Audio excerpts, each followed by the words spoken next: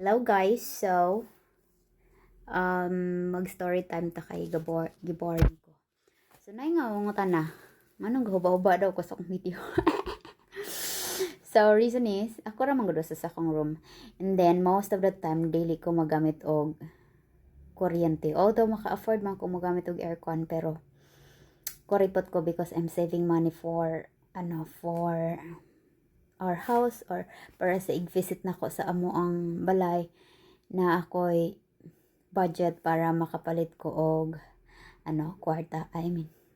Makapalit ko og sudan na mo ba the whole the whole time nga magstay mi dito with jowa, because we're planning to go there next month or next year para ipaayo among bay. So nga reason nga, although nagtabang si jowa, actually naghatag sa ko og 25,000 iayuda daw sa kong family. So reason nga dili ni because I'm being corrupt. Unang-una,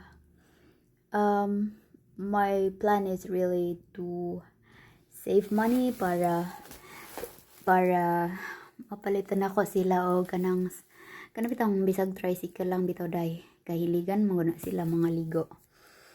And then after anak kay syempre mga tumisas Masbate, wala pa may service dadto. Kung ate ra nay motor niya, di man may kaiguan ng motor kani in case maligo mig dagat ana. So ang akong pagkorap sa itagaan man ako sila day. So in my mind kasi kanang gusto na ko ang every is may makita ko. Every kwarta is na ako ay makita, dili lang siya spend for nothing. Ikabaw man ko nga naman pud sila ma-receive ng mga groceries or mga ayuda, gitipid na ko siya because I'm going to save it.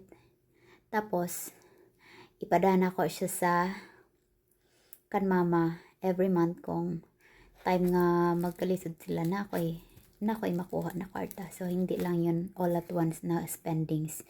So hindi man ko katulad sa iba na politiko na ikurakot yung kwarta na ayuda. I know they deserve it, pero ang plan nako is bigger. My plan is bigger compared sa mga current scenario. So yung plan ko is long term. So actually palitan ako sila og washer, dryer, tapos water dispenser. So my next project is to have the aircon na katong split type na painanao. Medyo mahal ra ba to?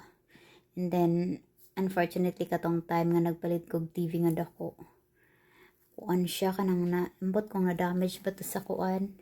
And then namong mga appliances like ref, yung mga ganyan, yung mga pinangpundar ko na is na siya sa bagyo. I'm not sure kung okay pa sila, kay wa pa nila na try, kay wala pa kuryente sa mua. So in short, although nakikita ko na struggling yung family ko sa province kasi nasalanta sila ng bagyo, di ko katulog kung magsige kog imagine nga ako nga safe ra ko, and then I can afford my expenses and all that. Napod kay kamay savings. Di ko nagapabaya lang sa ilaha, but I want to make sure nga ang akong help is dinagko siya kanang nyari. I want to build a house for them so that everybody can go there. Oras na may calamity, gusto ko magkausa sila kay maayudan ta ko nya. Lisod man mag-distribute og kwarta kong family number 1, family number 2, family number 3, family number 4. So pila sila kablay. So di man ko ka afford kung sila tanan, kay pila gud mi magmanghod 11, 10 ana. So ang surviving na magmanghod is 10, tapos si mama lahi burog bahay, si mama naga-stay sa balay nako nang gipahimo, because my goal is not for myself, it's for everybody. So since namang family members nga dili makauyon nga mga mo enjoy na ng mga gatherings, anak ko, I'm encouraging them na magkahiusa na ba. Kay sa mga nangyayari karon, may lindol, may mga bagyo, and it's getting horrific na baya ang intensity niya is getting worse na. So, instead of keeping hatred to each other, live in peace and then show your family that you care and show your family that you're there habang buhay pa kamo kay very short na lang ang time. I keep telling my sister and pinapagalit na nagagalit siya kapag sinasabihan ko siya na, oh, you need to reconcile to mama kay last time, ningat to mi sa uma, ningat to namo sila, ay nag-away mga sila. So, it's not nice.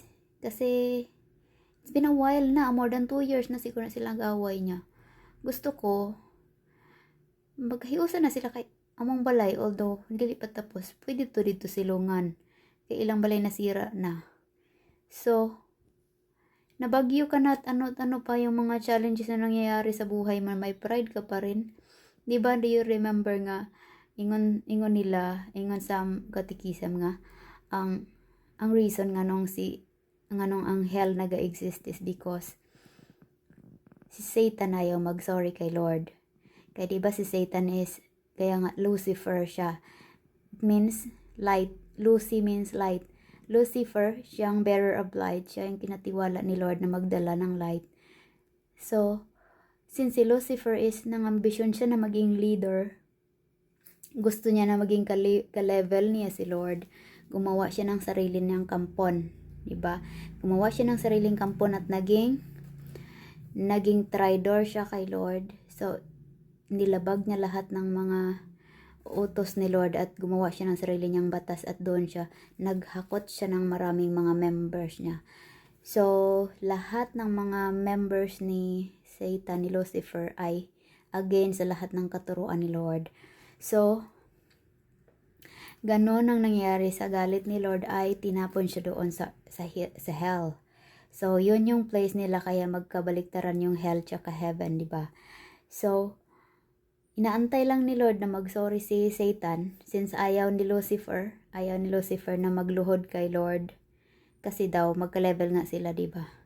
So, right hand siya ni Lord. Gumawa siya ng sarili niyang grupo na against totally kay Lord at sarili niyang mundo. Tinapon siya sa hell. Siya yung naging hari doon sa hell.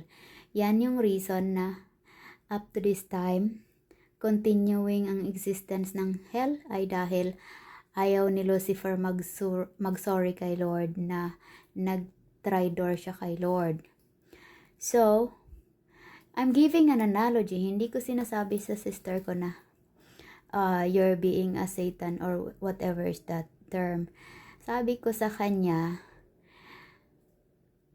ikaw yung anak, ikaw yung magpakumbaba. So, since I am in between the two of them, mama and my sister, sabi ko, kami na yung nag-reach out sa kanya para mag-sorry. Sabi ni mama sa akin, ayokong lumuhod para sa kanya. Hindi pwedeng ako yung luluhod sa kanya, siya yung anak.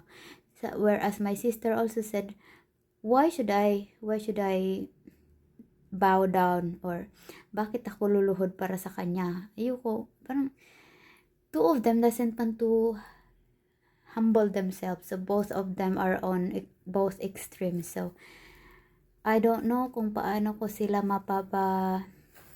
reconcile. Na-offeran ko na sila ng option na since sira yung house nyo, you need to stay in our house. Ipapafix ko yung isang room.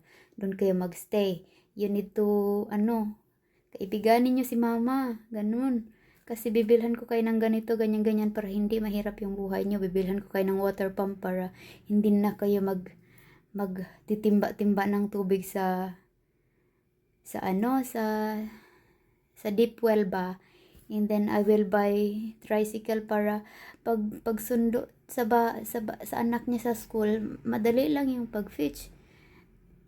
Diyos ko, ayaw pa rin, day. Nagagalit pa sa akin. Ay, bahala kayo dyan ba? Ang gusto ko na lang ay focus ko na lang yung sarili ko kay mama. Kasi at the end of the day, doon pa rin ako uwi. Pag wala ako dito sa Manila, pupunta ako sa amin. Siyempre, doon din ako uwi for the meantime. So, gusto ko sila magkaisa kasi mahirap mag-ayuda kapag watak-watak kayo.